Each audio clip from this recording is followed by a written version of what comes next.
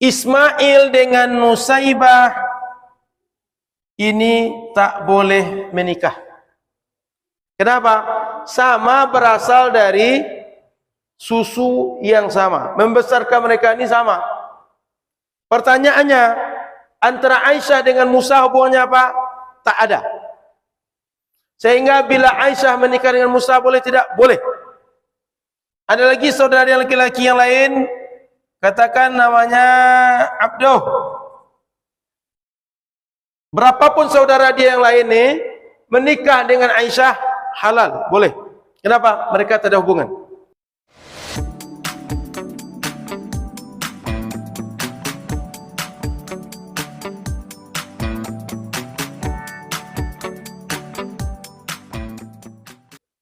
Kata ada, kita masuk tentang radha'.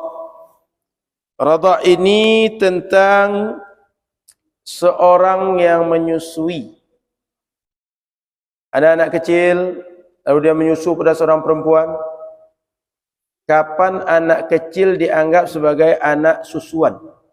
Sehingga berlaku kepada dia berbagai hakam hukum dari persusuan ini. Faslun fil radha'.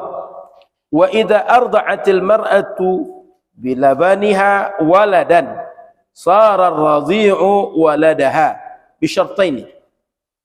Apabila seorang perempuan dia punya ASI lalu menyusukan seorang anak dengan, mohon maaf, ASI dia, maka anak yang dia susukan tadi menjadi anak bagi dia, anak persusuan maksudnya. Syaratnya bagaimana? Ada 2 syarat. Sebagian menjelaskan ada 3 syarat. Apa 2 syarat itu?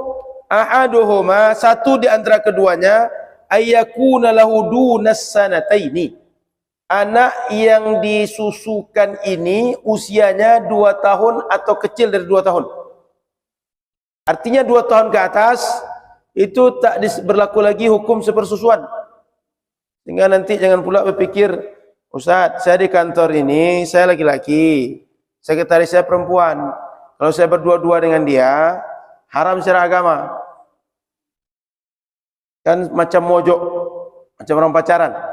Supaya tak haram saya bersama dengan dia tiap hari, saya nyusu je ke dia. Sehingga menjadi anak susuan. Usianya yang satu 25, yang satu 35. Nah, makanya diatur oleh syariat hanya usia 2 tahun ke bawah. Nanti jangan pula di kantor pikir itu sebagai solusi syariat agar kita tak haram bersama di ruang ini berdua. Nah, saya jadi anak susuannya lah. Ini kan orang kalau tidak paham syariat dengan baik, tak ngaji dengan baik, bisa pikir begitu. Supaya menjadi orang yang sepersusuan sajalah. Nah, maka diatur usianya 2 tahun ke bawah. Tak boleh. Kalau yang sudah besar, lebih dari 2 tahun, tak berlaku lagi hukum sepersusuan. Yang kedua, anturdi'ahu khamsa radha'atin muttafarriqat. Ibu tadi menyusukan anak selain usia 2 tahun ke bawah, anak itu menyusu minimal 5 kali. 5 kali ini dihitung sekali, 2 kali, 3 kalinya adalah kalau seandainya sekali menyusu, anak itu dianggap dia kenyang. Bagaimana mengukur anak kenyang atau tidak? Saat dia menyusu, dia berhenti. Sudah menyusu dia, dalam menyusu dia berhenti sendiri. Berhenti dia ini bukan karena ibunya mungkin, mohon maaf, karena sudah perih tempat menyusukan itu, akhirnya ditolak kepala anak tadi, jangan menyusu lagi gitu. Kan biasa kalau ibu baru melahirkan itu kadang-kadang perih menyusukan anak. Bukan, dia memang berhenti karena merasa sudah kenyang. Dan itu terjadi 5 kali, baru dianggap anak susuan. Jadi syaratnya satu, usia 2 tahun ke bawah. Yang kedua, menyusu minimal 5 kali susuan. Ada yang ketiga lagi, yang tadi disebutkan. Susu tadi memang dimasukkan dan tercerna ke dalam lambung si anak. Menyusu tapi diludahkan keluar. Kan boleh jadi anak itu menyusu kan, tapi diludahkannya keluar.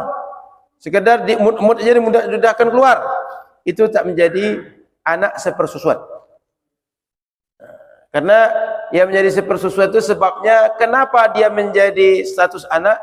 Sebab ASI tadi dia menguatkan tulang, menumbuhkan daging dalam bahasa hadis nabinya. Sehingga anak tadi menjadi orang, dia menjadi besar, bertumbuh sebab ASI dari ibu yang menyusukan tadi. Maka anak tadi bagaikan bagian dari diri ibu yang menyusukan tadi. Maka oleh karena itu mesti yang menyebabkan bertumbuh, berkembang anak tadi gara-gara ASI dia. Oleh karena itu ditambahkan oleh sebagian ulama, susu yang menjadi sebab anak tadi menyusui tadi sampai atau tercerna ke lambung dia. Tapi poin yang paling penting adalah usia 2 tahun ke bawah, yang kedua menyusu 5 kali kenyang.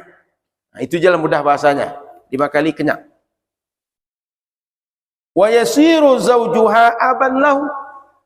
Kalau seandainya anak tadi menyusu pada seorang ibu, maka suami dari ibu susuan tadi secara otomatis jadi bapak bagi anak tadi. Atau dianggap, diposisikan sebagai bapak. Kenapa? Ibu yang tadi punya ASI tak akan punya ASI kecuali karena sebab ada suami dia. Maka suami dari ibu yang menyusukan dia dianggap berposisi sebagai bapak bagi dia, aban lahu. Wa yahrumu 'alal murdha'it tazwiju ilaiha. Dan haram bagi anak yang disusukan untuk menikah dengan ibu yang menyusukan dia. Haram, tak boleh. Wa illa kulli man nasabaha. Dan terhadap semua orang yang bernasab, yang punya hubungan nasab kepada si ibu perempuan tadi. Nanti saya gambarkan. Wa yahrumu 'alaiha at-tazwiju ila al-murdha'i wa waladihi duna man kana fi darajatihi. Dan ibu yang menyusukan itu juga tak boleh menikah dengan anak yang dia susukan dan anak yang ke bawah daripada dia. Anak artinya jalur cucu lagi. Nanti saya gambarkan jalur cucu, jalur kemenakan ke bawah tak boleh. Tapi kalau laki-laki, ini ada ibu susuan, dia menyusukan seorang anak laki-laki, saudara daripada anak laki-laki tadi, semuanya ada laki-laki, anggap dia 5 saudara, semua saudara dia yang tak menyusu dengan ibu ni boleh menikah dengan ibu ni. So mereka tak ada hubungan. Tak ada hubungan apapun. Yang ada hubungan cuma yang menyusu. Nanti saya gambarkan. Saya baca kitab sikit lagi. Au a'la tabaqatin minhu, atau orang yang lebih tinggi derajat dari anak yang menyusukan tadi. Saya gambarkan.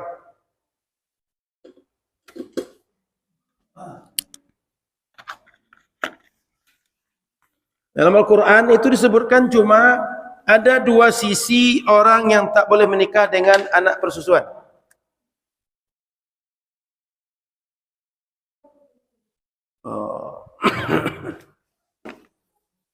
Ayah dan ibu, katakan Ahmad. Ini mohon maaf, Ahmad ini contoh saja.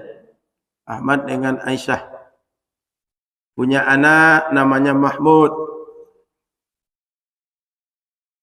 Lalu di sini ada Ibrahim dengan Hajar, punya anak namanya Ismail. Okay. Mahmud Ismail. Rupanya Mahmud ini Ismail ini menyusu kepada Aisyah. Ini hubungan mereka ini menyusu. Yang terjadi ke depan adalah Mahmud menikah dengan, katakan, Fatimah. Ini yang menikah dengan Maryam, katakan. Maka mereka ke bawah nanti akan punya anak. Ada Asma, ada Hafsah, laki-laki lah contohnya. Ada anak dia namanya Ishak. Nanti juga punya anak ke bawah. Dia punya anak, katakan nama anaknya Ali. Dia punya anak, katakan nama anaknya Zainab. Okay. Mahmud sama-sama menyusu dengan Ismail kepada Aisyah. Maka Ismail menikah dengan Maryam. Ini belum pernikahan loh. Ada lagi yang sebelum itu adalah Ismail ini punya saudara, katakan punya saudara Musa. Mahmud dengan Aisyah hubungan anak kandung. Ismail dengan Aisyah hubungan anak persusuan. Maka Ismail tak boleh menikah dengan Aisyah. Kenapa? Dia besar gara-gara disusukan oleh Aisyah. Aisyah punya anak Mahmud menikah dengan Fatimah. Katakan dia punya anak selain Mahmud ini ada Nusaibah misalnya. Perempuan ni. Ismail dengan Nusaibah ini tak boleh menikah. Kenapa? Sama berasal dari susu yang sama. Membesarkan mereka ini sama. Pertanyaannya, antara Aisyah dengan Musa hubungannya apa? Tak ada. Sehingga bila Aisyah menikah dengan Musa boleh tidak? Boleh. Ada lagi saudara yang laki-laki yang lain, katakan namanya Abduh. Berapapun saudara dia yang lain ni menikah dengan Aisyah halal, boleh. Kenapa? Mereka tak ada hubungan. Tapi Ismail bila menikah dengan anak Aisyah, siapapun anak perempuan dia, mau Nusaibah namanya atau siapa saja, pokoknya selama anak daripada Aisyah tak boleh menikah dengan dia. Kenapa? Dia berasal dari air susu yang sama. Itu yang kata kitab fikih tadi. Lalu bagaimana kalau seandainya bercerai nanti Ibrahim dengan Hajar? Ismail kan anak daripada ini tadi kan? Bercerai dia. Bagaimana menikah Ibrahim dengan Aisyah? Boleh tidak? Boleh, mereka tak ada hubungan. Yang ada hubungan Aisyah dengan Ismail. Ngerti? Ini enggak ada hubungan orang ni. Penghalang menikah mereka tak ada. Paham maksudnya? Yang sederajat dengan Ismail, Musa dan Abduh. Artinya dia saudara. Yang di atas dia derajatnya bapa daripada dia Ibrahim. Atau nanti Ibrahim punya saudara. Saudara Ibrahim katakan yang lain, adik dia, abang dia menikah dengan Aisyah. Boleh, tak ada masalah. Paham skema ni? Itu yang saya fikir tadi. Duna man kana fi darajati aw a'la tabaqatan minhu. Apa katanya? Wa yahrumu 'alaihi tazwiju ila al-murda wa waladihi duna man kana fi darajatihi aw a'la tabaqatan minhu. Jadi yang tak boleh menikah itu nanti Aisyah dengan Ismail. Dan kalau Ismail punya anak ada Asma, ada Ishak, Aisyah tak boleh menikah dengan Ishak. Saya ulang, Aisyah tak boleh menikah dengan Ismail, tak boleh menikah dengan siapa? Anak daripada Ismail. Tapi dengan saudara Ismail boleh. Kenapa? Tak ada hubungan dengan Aisyah. Tapi dengan Ishak, karena Ismail anak bersusuan, ini sebagai cucu daripada Aisyah, cucu persusuan. Paham? Tak boleh menikah. Tak boleh menikah orang ni. Ini. Ya. Punya lagi anak ke bawah? Sama. Ini tak boleh menikah ini. Dah paham? Jadi yang tak boleh menikah dengan Aisyah ni dua saja jalurnya. Satu anak susuan dia. Yang kedua Ismail nak menikah dengan ibu susuan dia, kemudian dengan saudari sepersusuan dengan dia. Nah, silakan. Kalau ada yang bertanya.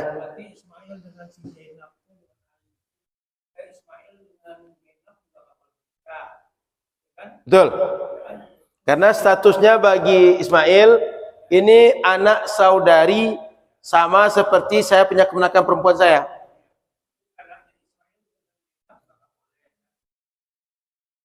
Anak ini dengan anak Ismail kan tak boleh tinggal dengan Zainab. Apa hubungannya Zainab dengan anak ini?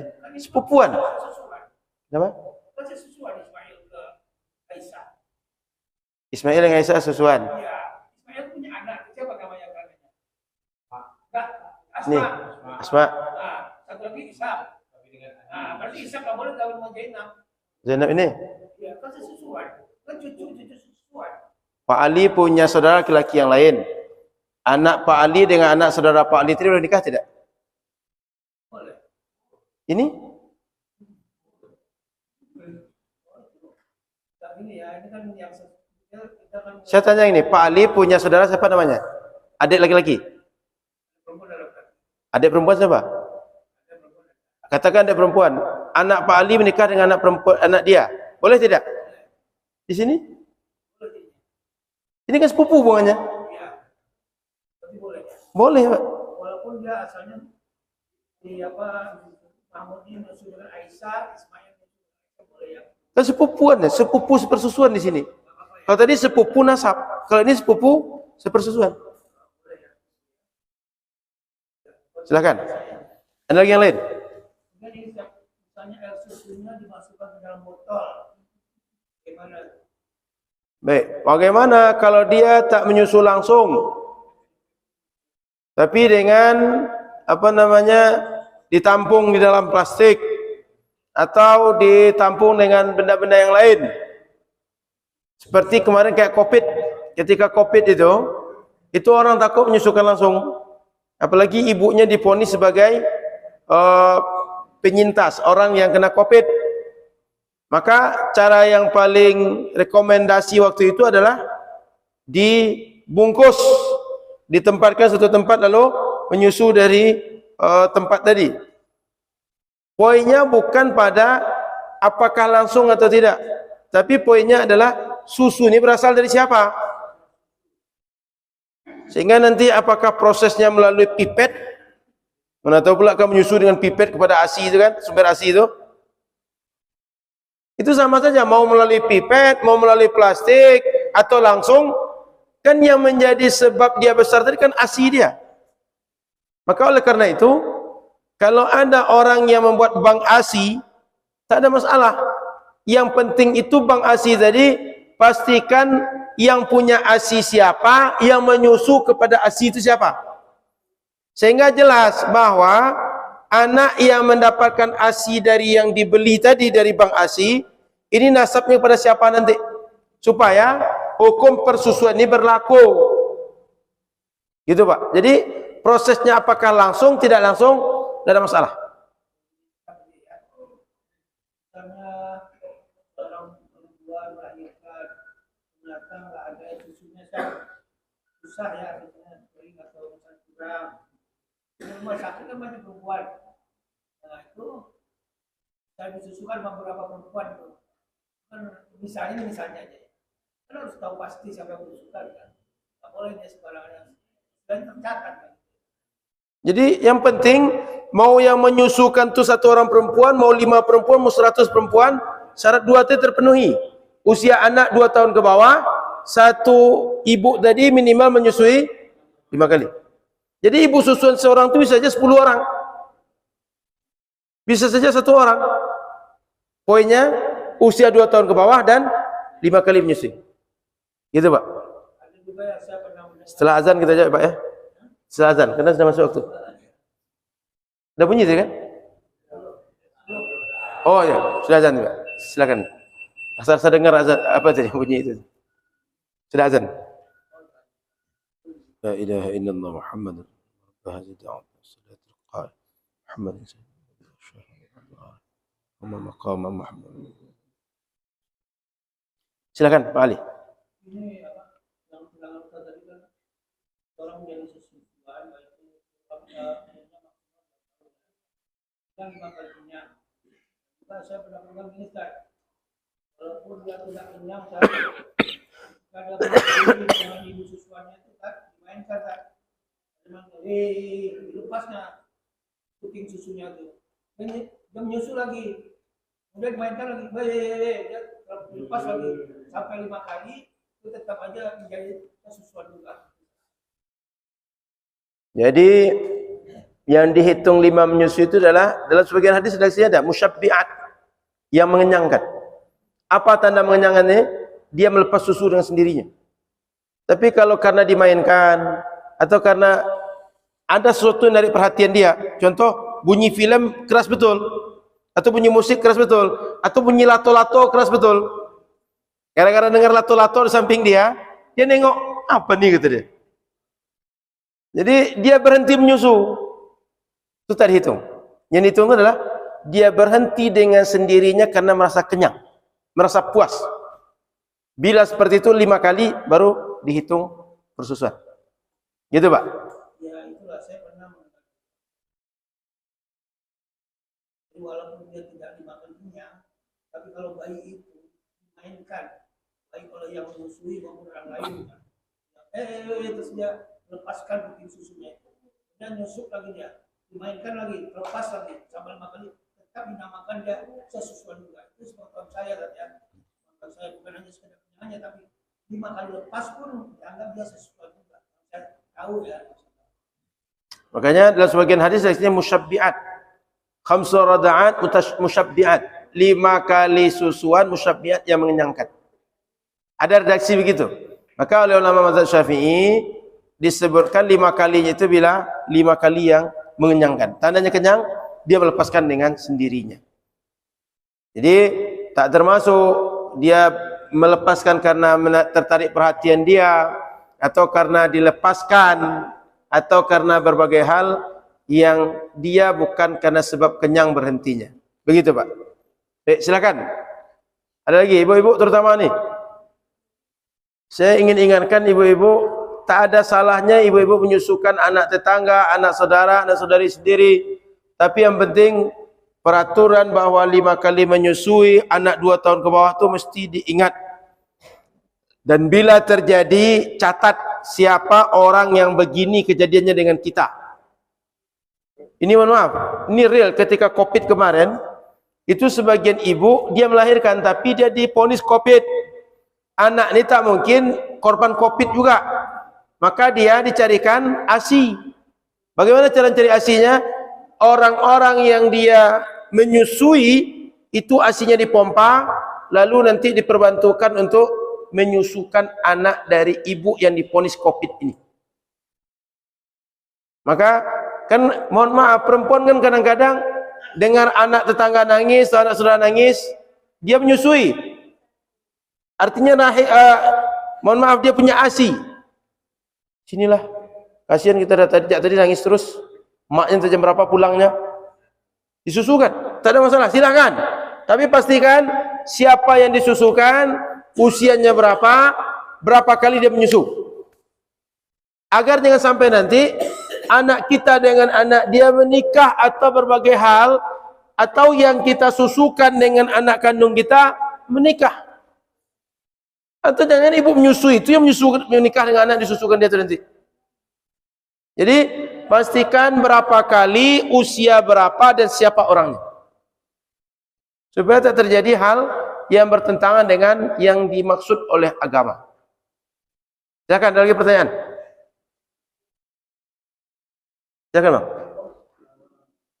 Anak susuan itu wanita, hubungannya ke famili yang Jadi susuan namanya. boleh nikah. Tak boleh menikah. Jadi bapak bagi dia.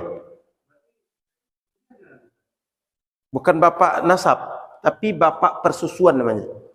Posisinya sama bapak kandung, tak boleh menikah. Binnya tetap pada bapak dia, bapak perempuan tadi.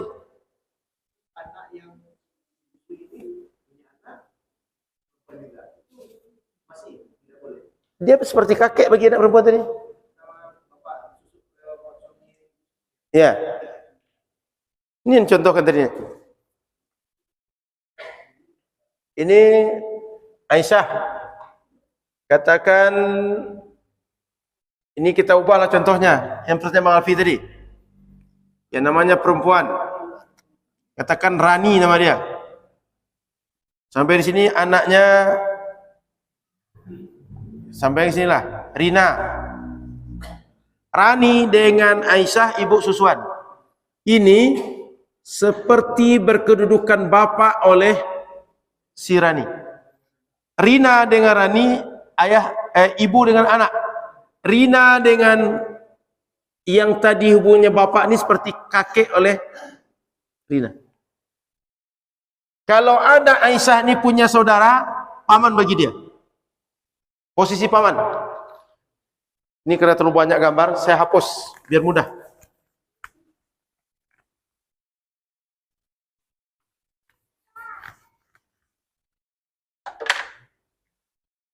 Seorang ni ibu susuan. Dia akan menikah dengan suami ibu susuan. Ibu susuan ni mungkin punya saudara nanti.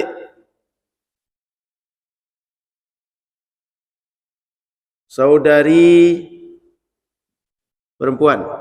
Ke bawah dia punya anak. Ke atas dia punya bapak, dia punya ibu. Ke bawah dia punya cucu. Lalu di sini, jangan sini, karena ada suami situ. Jalur yang jauh lah. Di sini anak susuan. Ini mau laki-laki perempuan sama saja. Penting statusnya anak susuan. Apa hubungannya dengan ibu susuan? Ibu. Apa hubungannya dengan anak susuan?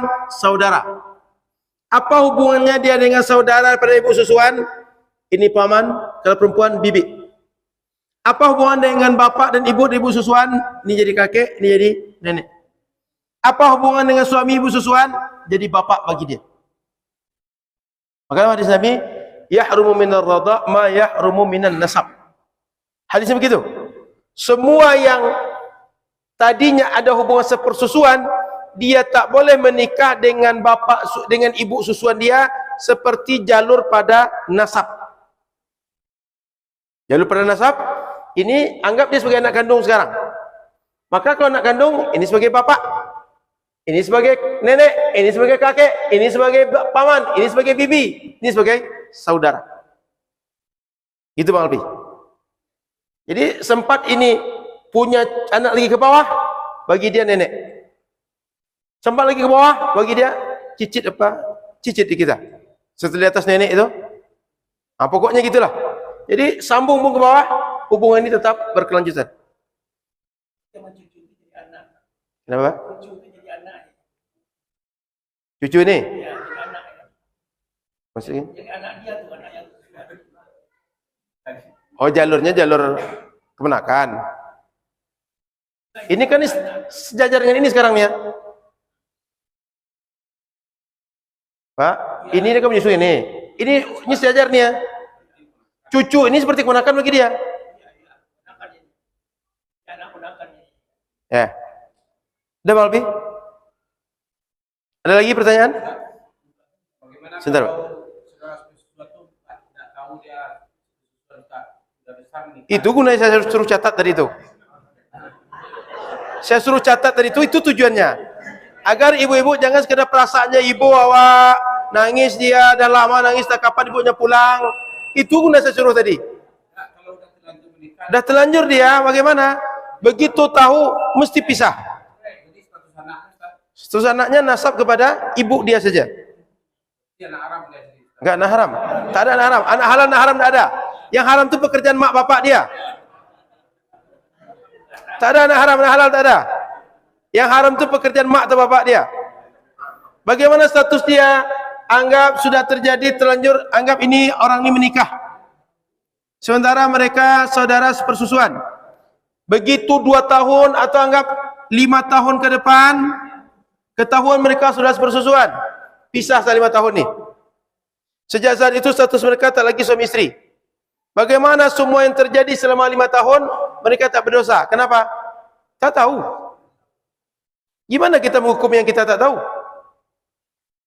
La yukallifullahu nafsan illa wus'aha. At-taklif bima la yutaq la yajuz. Membebani orang di atas yang dia tak tahu tak masuk akal. Tak bisa terima oleh akal. Paham? Jadi begitu ketahuan 5 tahun status pernikahan putus. Tapi yang terjadi sebelum itu semua konsekuensinya dianggap nikah syubhah. Pergaulan dia syubhat. Apa Pak? Diputihkan. pemutihan. Hubungan kembali normal. Nol. Semua konsekuensi balik kepada kalau dia anak butuh pada hubungan nasab, maka nasab balik pada ibu dia. Clear? Silakan, Pak.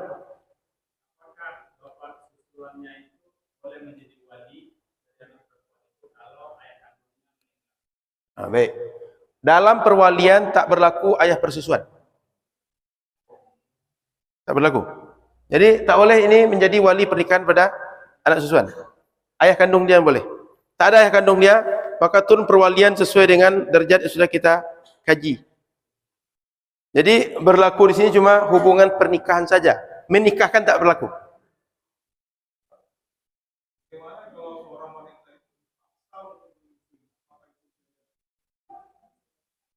Dipaksa untuk apa? Dipaksa untuk menyusui anak orang lain. Apakah anak itu tetap menjadi anak susuan? Penting syarat tadi terpenuhi. 5 kali usia 2 tahun ke bawah. Itu. Ada lagi?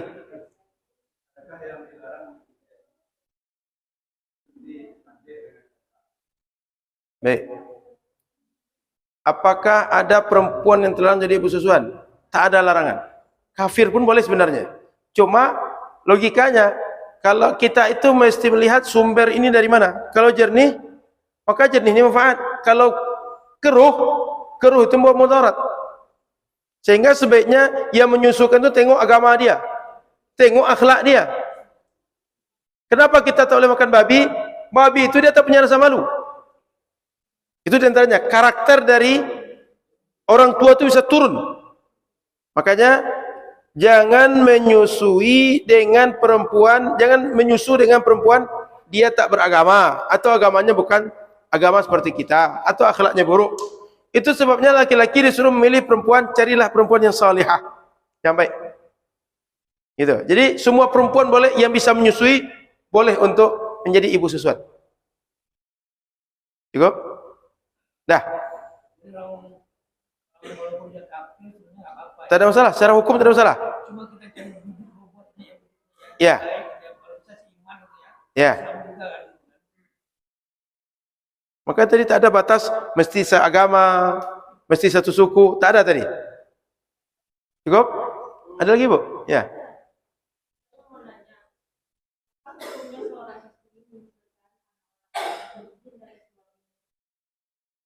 Tanpa izin. Baik. Sebaiknya dia minta izin kepada suami dia.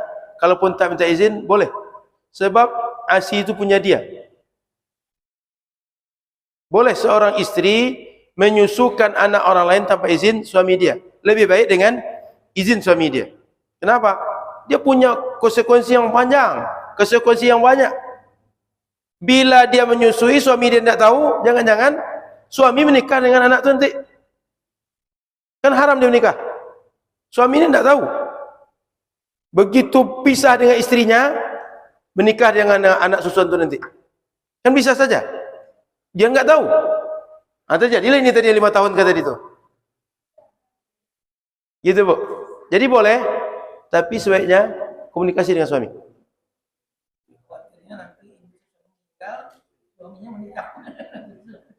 Terjadi, bisa saja terjadi itu. Kan sekarang lumrah aja, Pak. Laki-laki usia 70 menikah dengan anak perempuan usia 15. Gara-gara Ustaz Hairul tak juga mau menikah. Terpaksalah yang 70 maju.